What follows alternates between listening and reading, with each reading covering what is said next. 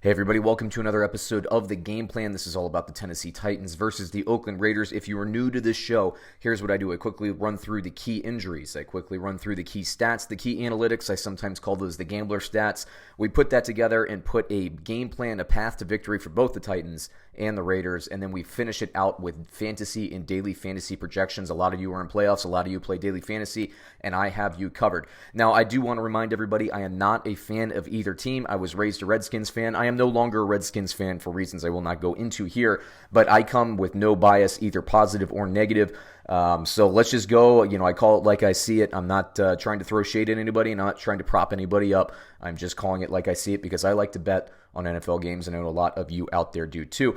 Before we get started here, if you could give me 2 seconds of your time for 2 clicks, a like and a subscribe. That stuff helps us grow. The more we grow, the cooler we can make these videos. We've now finally reached a YouTube partnership. Thanks to everybody's support.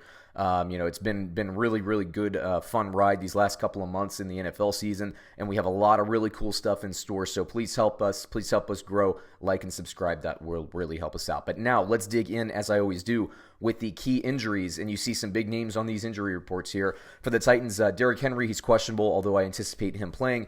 A.J. Brown, questionable. Humphries, questionable. Jones, questionable. Jackson, questionable. For the Raiders, Jacobs. So basically the 2-star running backs here are both questionable. Hunter Renfrow is out. That is a very significant injury, in my opinion, for the Raiders. We'll talk about that in a bit. Hudson, Jackson, Brown, basically the entire right side and middle of the offensive line for the Raiders, questionable, although they've been banged up all year. I think they'll play. And then Joyner at free safety, they're going to need him in the lineup. Let's get into the key stats. And I like to put position group versus position group, so just so it is easily compared. And you see the 27th ranked passing offense for the Titans versus the 26th ranked passing defense for the Raiders. Something's got to give. Is Tennessee going to break through? Is Oakland going to shut it down? We'll see. What I will say is Tennessee has been a lot better since Tannehill has taken over quarterback. I've been talking them up. I've been betting them. They're one of my favorite teams, along with the Raiders. And actually, this is a really good time for me to say I actually believe that this is a play-in game for the AFC playoffs, okay? I know that these teams right now are numbers 7 and 8 in the playoff chase. Oakland is 6 and 6. Tennessee is 7 and 6. I think the loser of this game might go home, okay? Certainly if the Raiders lose, they're out of it. Now, the Pittsburgh Steelers are in 6th. I have their schedule in front of me right now. They play the Cardinals. It's a winnable game. Then they have the Bills and the Ravens, 2 of their last 3 games, and the Jets, who aren't as bad as advertised. I think that the Steelers could drop 1 or maybe even 2 of those games. I really believe that the winner of this game, the Titans and the Raiders, could make the playoffs and will make the playoffs. So I think this is a huge game. Let's see. The Raiders pass offense is 15th versus the 27th ranked passing defense. Again, you see these 2 passing defenses. They have not played good throughout the season. And by the way, these rankings are in terms of yardage accumulation throughout the year. Run offense for the Titans, 9th. Run offense for the Raiders, 10th. And the run defense is 10th and 11th. So they're basically right there. They're very similar in terms of run defense. They're very similar in terms of pass defense. If you're going to give an advantage, I would say that the Raiders have the advantage in terms of passing offense, although I do think the the Tennessee Titans' ranking of 27th is artificially low. That's coming with a lot of Marcus Mariota data. Like I said, things have been getting better and better with Ryan Tannehill as the starter in Tennessee. Now let's talk about the key analytics. Long story short, people that bet professionally look at a number of things, but they like to look at the key analytics that talk about yards per play, both offensively and defensively. How efficient are you in key situations like 3rd and 4th down? Can you score touchdowns once you get in the red zone? If you can stay on the field, can you punch it in, or are you taking field goal opportunities? And then, of course, your discipline. How many times do you turn the ball over a game? How many penalty yards? And if we look and just compare these, the Tennessee Titans average 5.6 yards offensively, while the Raiders give up 5.9. Now, it's kind of similar, actually. The Raiders get 5.9 offensively, whereas the Titans give up 5.4. So if you look at that, the Titans are at a plus 0.2 in terms of net differential, and the Raiders are even. So that advantage goes very slightly, mind you, but it does go to the Tennessee Titans.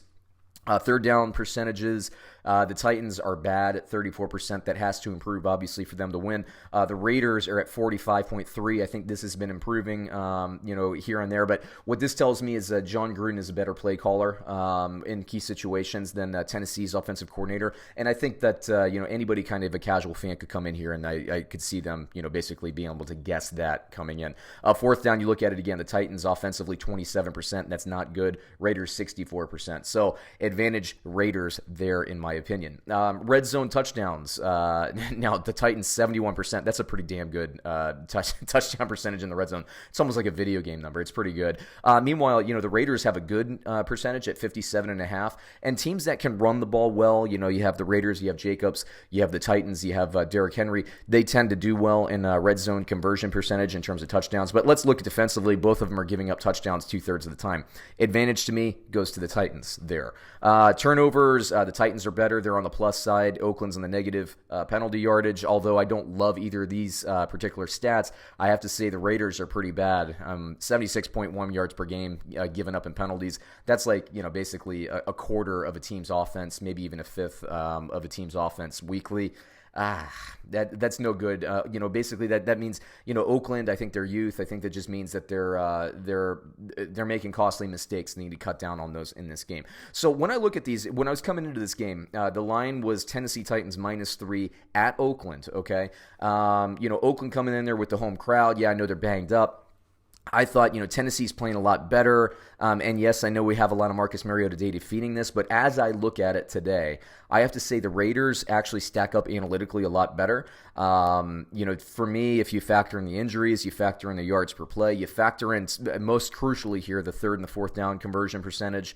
I know, yes, the Titans have a better scoring percentage in the red zone in terms of touchdowns, but I got to say, analytically, I actually like the Raiders. So, I feel like maybe -3 was a little bit too much. I still kind of favor by a sliver, but I'm telling you, these are two very, very underrated teams. I really like both teams. As a bettor, I got to say I'm very disappointed because I enjoy betting both of these teams. And the Raiders are coming off two losses. Now, I wouldn't grade those as bad losses. I think the Jets was an easy one to lose. It was a sloppy game in terms of weather, and it was a trap game. A lot of people were kind of looking down on the Jets. The Raiders traveling across country to take that team on. The young team, they probably thought they were going to walk all over them, and they ended up getting walked all over in that game. Now, Kansas City facing Andy Reid off of a bye week, that's always going to be tough. And it just is what it is, right? The Raiders, got basically run through in both of those games, but I think they'll bounce back. I don't think that's, basically going to last on anymore. I don't think that Gruden's going to lose this locker room. I think this Oakland crowd, we're in the last quarter of the season, I think they're going to be jacked up, and I think the Raiders are going to come to play. I love the Raiders. If they're playing, most other teams in the league, I would love the Raiders this week, but the Titans are going to be very similarly ready to play. They are going to be similarly desperate. Both of these teams need this win to make the playoffs, and this is just going to be an old school slug match. I do think that Henry and Jacobs will play. They will both get a lot of carries, but let's talk about the game plans, the paths to victory. Let's start with the Tennessee Titans. I mentioned third down conversion percentage. That has to improve. I think Tannehill will improve that number slowly for the Titans, the season-long number, but it has to be a lot better than basically 1/3 of the time. The Raiders are going to stack the line to try to stop Derrick Henry. It's no secret that's exactly what they're going to do. The Raiders' passing defense, although it's ranked like 26th in the league, they have been improving as of late, but Ryan Tannehill needs to test them and make them pay. You need to keep that strong safety honest. You need to keep him out of the box. Oakland's been much better as of late.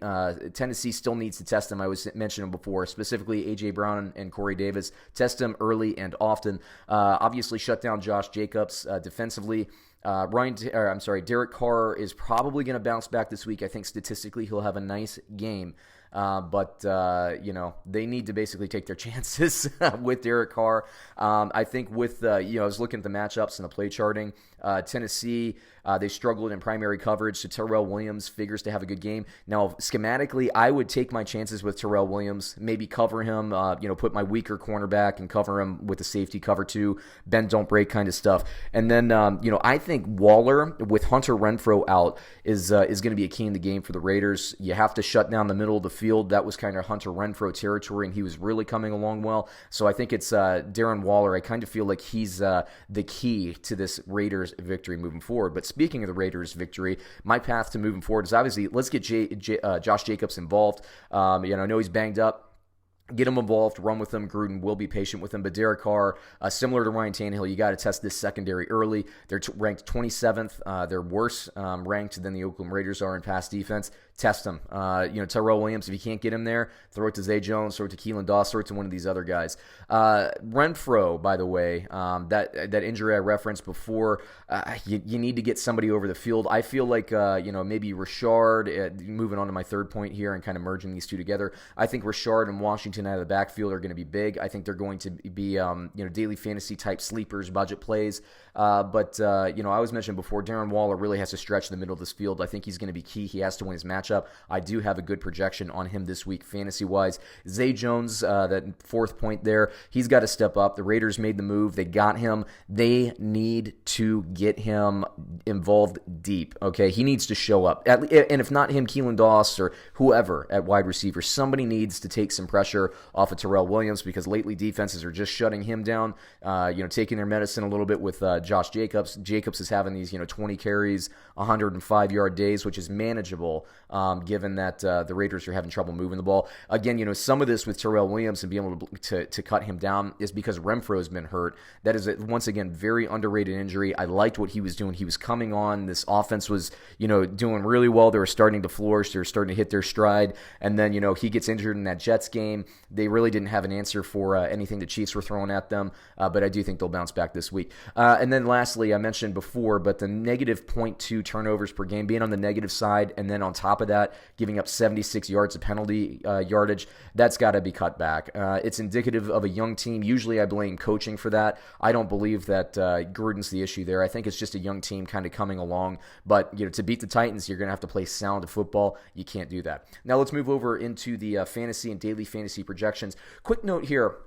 Let me flash this logo on the screen here. So I met these guys at a conference. It's Fantasy Go, and I really like what they're doing. Now, they're not a sponsor, so I want to make that clear. They're not paying me to say this. So I met them at a conference. It's called the Midwest Fantasy Football Conference. It's actually pretty cool if you're in the area. It's out of Canton, in the summer.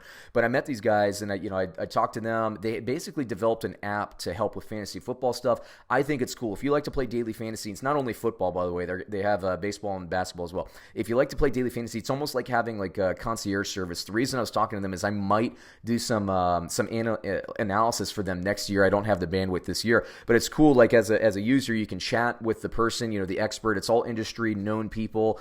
Fantasy footballers is out there. I think they got some other guys from the conference. I think the ball blasters. There's a ton of people, very recognizable people, and very well respected people. Check them out. Go to fantasygo.com. I think they're doing a free trial this week, and they might even be doing free for the rest of the season or something. I can't remember, but check it out, and I think it's cool. But anyway, let's get to the actual fantasy football stuff. My projections, which are, by the way, free. If you're not familiar with RoccoBot, it's my daily fantasy computer projection. I don't always agree with RoccoBot, but we'll talk about it as we get there. Tannehill is actually rated as a definite start, couple touchdowns, and my number one quarterback rated of the week so far, interestingly enough. And I think it's because, Oakland has been having some trouble shutting down the passing game. Derrick Henry, I think, has a great game. I don't love Dion Lewis. I don't love Corey Davis. I don't love A.J. Brown. But I mentioned before, kind of in those paths to victory, but I think for Tennessee, stretch them deep, but also hit your running backs out of the flats. They're going to be loading the box, so use those run blitzes against the Raiders. So, Dion Lewis could get a couple of targets, but I'd like to see Derrick Henry involved in the screen game a little bit more than he usually is. A.J. Brown, Adam Humphries, these are all pedestrian numbers for me. I think he could go hit or miss. Jonnu Smith, I think, will have a very nice game at tight end. And then the defense and special teams for the Titans, I actually like them quite a bit as well as an 8.2. I think they're actually a top 5 projection. Basically, long story short, ever since Tannehill got in, he's extending more drives. The Titans have more time to rest. They play with a little bit more speed, a little bit more passion on defense, with the offense kind of picking them up every now and then. So I like them, and I have liked them the last couple of weeks, and it served me well in daily fantasy. The Raiders fantasy football projections. Derek Carr, I think, is a start. I think he's going to beat this projection of a 16. I think he'll get you a couple touchdown passes. Josh Jacobs, a definite start. Jalen Richard, like I said before, I think he's going to be a little bit more of a factor with Hunter Renfrow out. I think they have to use him, so he's a nice daily fantasy budget play for me.